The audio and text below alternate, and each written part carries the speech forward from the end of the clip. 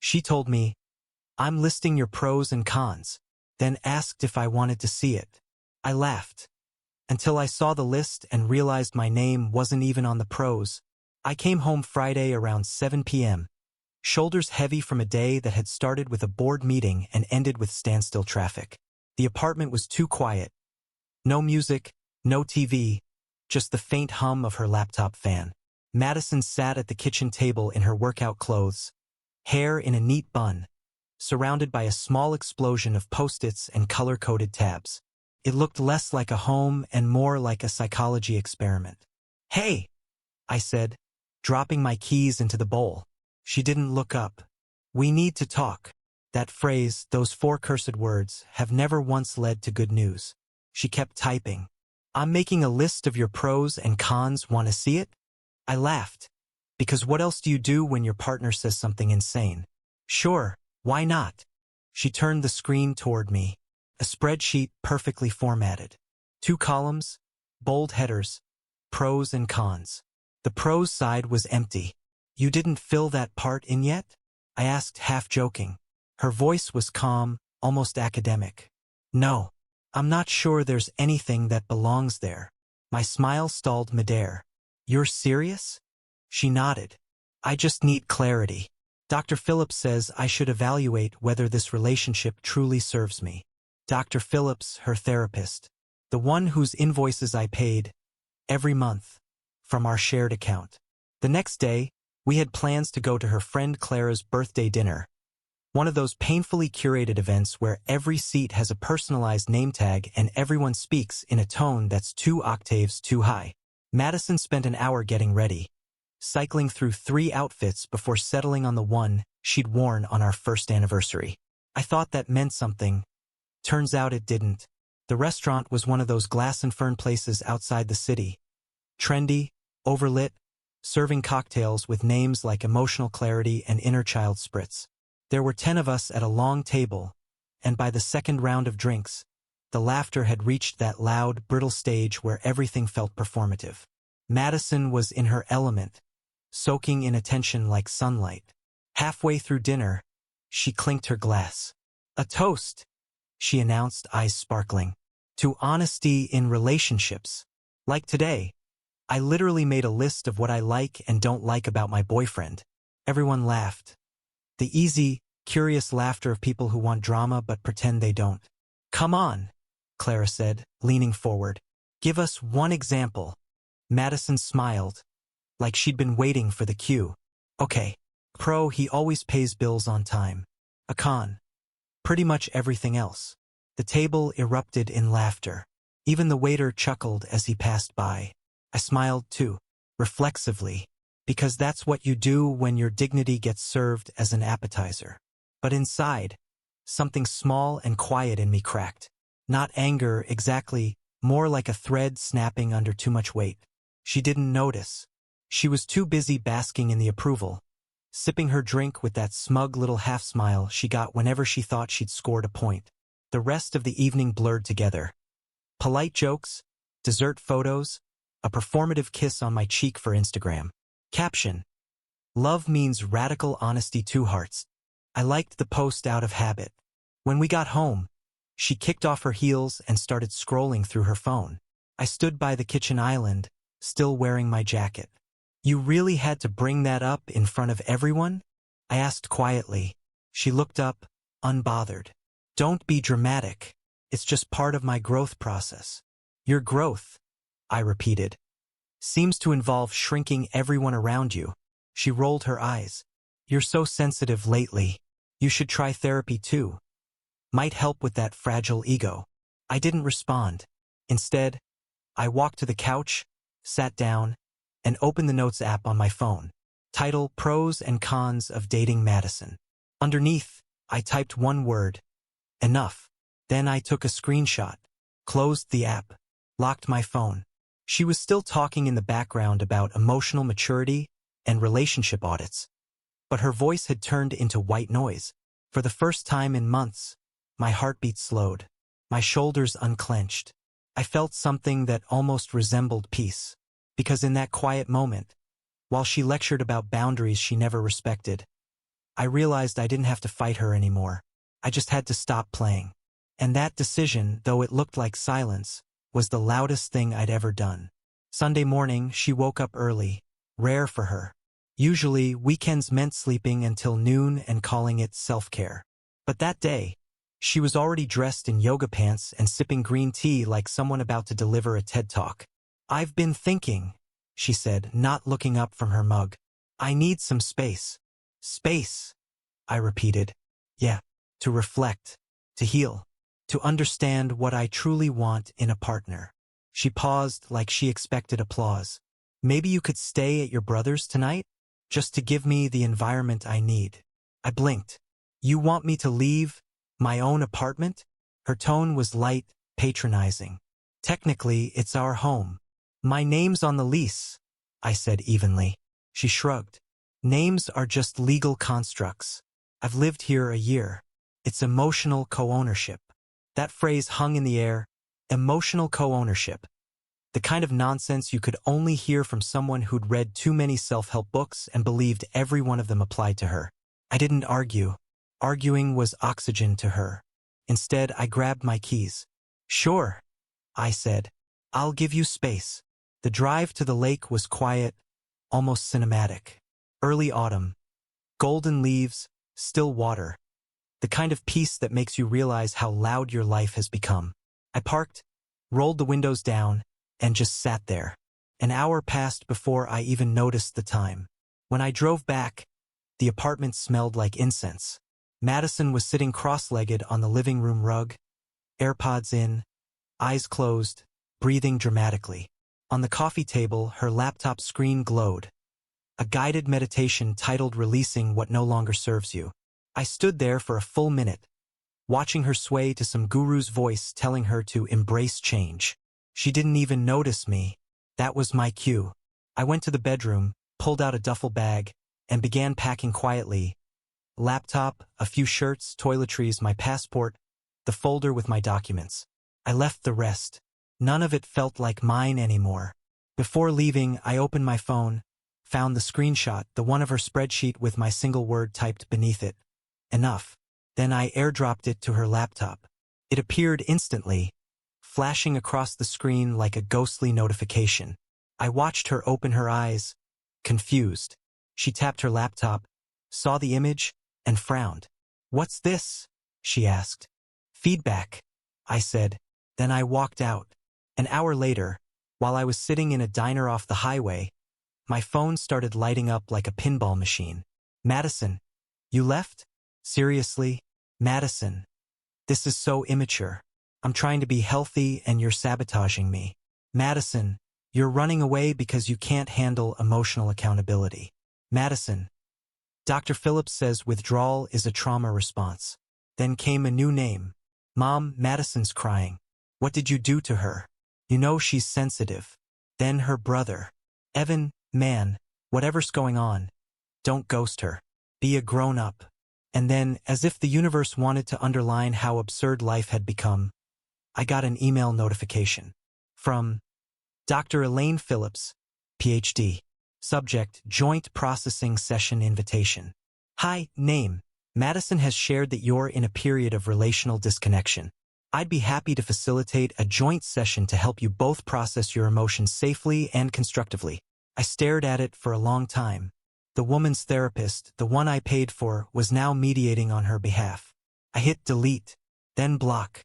And in that simple act, not out of spite, but self-preservation, the noise went silent. For the first time in years, my life wasn't about managing Madison's emotions. It was about hearing my own thoughts again. I finished my coffee, turned off my phone, and sat there in the quiet hum of the diner, realizing that sometimes peace doesn't look like closure. It looks like leaving. The next morning, I pulled into the office parking lot and found Roger, Madison's dad, leaning against my car like he'd been waiting for me since dawn. He looked like a man who'd been briefed by 3 different daytime talk shows and decided to show up angry. "What the hell did you do to my daughter?" he demanded before I could shut the engine. "She's crying her eyes out. You humiliated her."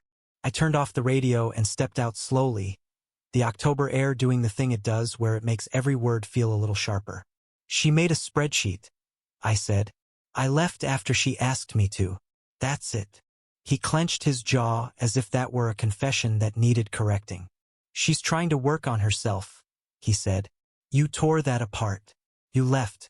You abandoned her. So am I answered, and I meant it. Not the abandoning part. I hadn't left my life behind, but the decision to stop staying where I was diminishing myself. I'm working on myself too. Different direction. Away from being performance material for her drama. He didn't like the tone. No one does when you refuse to perform the outrage they've rehearsed. He spat something about responsibility, about being a man who stands by his woman. I said, I stood by her for 3 years. I paid bills, split groceries, lent her my Netflix password. I also paid half of Dr. Phillips because I believed in working on things together. Asking me to leave my home to reflect is not growth. It's eviction by morality. His fist hovered near his hip like he might punch the air for clarity. Instead, he walked off toward his car, muttering something about lawyers and heartless men. I watched him go and felt less like a coward and more like a man who had chosen a precise kind of dignity. That evening, Madison showed up at my brother Paul's house where I'd been staying. She stood on the porch like she'd been rehearsing lines. We need to talk, she said. No, we don't, Paul said before I could. He'd already seen the look in my eyes and heard the story in my voicemail. You wanted clarity. You got it. Now go home. She tried the soft route. I didn't want to end things. I just wanted clarity. Then tell me, Paul said. What's on the cons list? That's private, she snapped. Perfect. Paul closed the door. Then I'm privately done. She left, but not for long. 2 days later, she returned with reinforcements. Her mother, her best friend Clara, 2 indignant allies in matching sorrowful faces. They banged on the door, and when Paul opened it, it was like a courthouse drama had been telegraphed to the wrong address. He's kicking me out, Madison wailed, as if the phrase carried legal gravity by default. You asked me to leave my own home to think, I said, standing in the hallway with my duffel slung over one shoulder. Now I'm just giving you the same freedom. Her mother, sweet Mrs. Hargreaves at the PDA meetings, the origin of every casserole in the neighborhood, suddenly had the volume of an exorcist. That's illegal, she shouted. What's illegal? I said, the calm in my voice hard and clean as glass. Is holding your adult child hostage in her partner's life while you all grade him on a spreadsheet in public. The accusation shifted, fast as bad weather, into a chorus of indignation. He's heartless, he's immature, he's sabotaging her healing. I let it wash over me like rain off a jacket. I had homework to do. I have the lease, I said finally. My name's on the lease. I have texts where Madison asked me to give her space. I even airdropped a copy of her spreadsheet to her laptop. Public feedback. If you want to make a case, bring facts, not theatrics. Clara, Madison's best friend, bristled. He's gaslighting her. This is emotional abuse. Call it what you want, I replied. I'm not the one who made her list public at a birthday dinner last night. I let the sentence hang, turned my phone and scrolled just enough so it showed the Instagram post, the caption, the laughter, the timestamp. Clara's grin faltered. So did Madison's. That's when the first twist landed. Madison reached into her bag and pulled out her phone, ready to live stream the confrontation. She had become a director overnight. Everything in life was now content. But before she could hit record, I took a breath and said, if you stream this, I'll call Paul's building security and file a complaint for harassment. If you post private details, the spreadsheet, the therapy notes, I'll document it and take it where it needs to go. She blinked. The scene she'd prepared in her head needed witnesses and an audience. Remove either and the script dissolves. Her mother's voice wavered. Her friend's jaw clenched. For a second I saw the old Madison behind the performative one, the girl who'd once wanted a quiet Saturday and a mediocre pizza, not a viral narrative. The second twist, quieter, paperwork instead of drama, was the thing I'd been building in the last 48 hours. I had copies of every joint expense, every therapy invoice, every weekend trip receipt, a spreadsheet of my own. Not revenge receipts. Documentation. I slid the folder forward. If this is a public circus, I said, then we'll litigate in paper, not performance. I'd rather our argument be messy and boring and factual than loud and performative. Mrs. Hargreaves sniffed. You wouldn't. I would, I said, because I'd rather be right than loud. She left then, all of them did, not in surrender but in that slow, offended exit people take when they cannot script you. After the car doors clicked shut, Paul closed the front door and we stood in the hallway for a long minute breathing like we'd both run a race. You okay? He asked. For the first time since Friday, yes, I said. They wanted a spectacle. I gave them the quiet. Paul clapped me on the shoulder. Good. Keep the quiet. Also, your passport is in the folder. Don't lose your humor. That night, when the apartment lights went out and I lay on Paul's couch, I realized I was no longer the man in her spreadsheet. I was something else. A man who had taken one word, enough, and turned it into a plan that did not involve screaming or begging or explaining until my throat bled. They had launched an attack. I would answer with records, restraint, and reality. And somewhere in the back of my mind, a smaller, sharper voice filed the last detail under strategy. People who insist on turning private pain into public spectacle almost always forget one thing. Facts don't need an audience. They just need to be true. Took another week before she called. Her tone was syrupy, deliberate, the way someone sounds when they've rehearsed forgiveness in front of a mirror. I think we should finish the conversation, she said. What conversation? The list, she replied, like it was obvious. You didn't let me finish. I didn't realize it was homework, I said. It's closure, she countered. Dr. Phillips says leaving things open keeps emotional wounds unhealed. There it was again, therapy as a weapon. Still, curiosity got the better of me. Fine, let's finish the list. She came over that evening with her laptop tucked under one arm like a sacred text. I made coffee. She sat down at the kitchen table. Same spot, same candle, same ridiculous confidence, and opened the spreadsheet. Okay, she said, scrolling. First con. You're not ambitious enough. I sipped my coffee. Define enough. You've been in the same job for 4 years, she said. No promotion, no new title, no big leap. You're comfortable. Comfortable, I repeated. That's a strange word to use like an insult. She didn't laugh. I just need a partner who's always leveling up. Leveling up, I echoed. Like a video game. She rolled her eyes. Second con. You don't make enough for the life I want. I leaned back. How much is enough? She hesitated, then shrugged like she was naming a random number. I don't know. At least 100 grand a year. I make 80. Exactly. That word hung there, small, sharp, precise. Exactly. I stared at her for a long time. And the third. She took a deep breath, looking everywhere but me. You're boring. You don't like spontaneous stuff.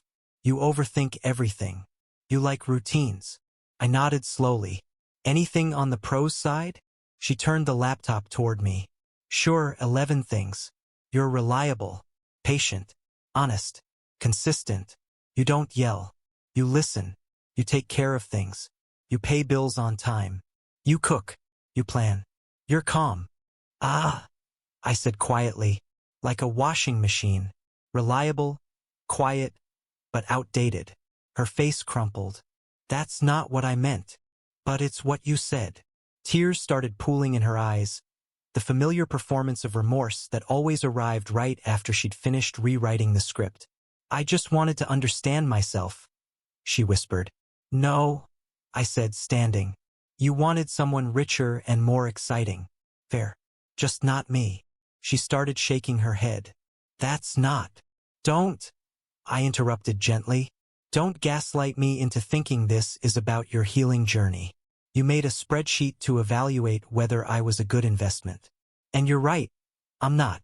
You should invest in someone flashier. Someone who fits your idea of more. For once, she didn't have a comeback. Just silence. Small, pitiful silence. Then, very softly, can we fix this? Madison, I said. You can't fix something that was never broken. You just stopped appreciating it. I helped her pack that night. Not out of anger, out of mercy. Her parents came later, standing awkwardly in the doorway while she folded sweaters she never wore and tucked framed photos into a bag. No one spoke. Even her mother, who 2 weeks earlier had threatened to call the police, said nothing. When the last box was taped shut, Madison looked up at me, eyes swollen and red. "I'm sorry," she said. "You were still winning." "Winning," I repeated. She nodded weakly. "You had more pros than cons." I almost laughed. Almost. "This isn't a competition," I said quietly. "And you don't get to grade me." She looked around the apartment one last time, like she was memorizing it for the next retelling. The one where she'd be the brave heroine leaving the cold, unambitious man who didn't appreciate her evolution. I opened the door for her.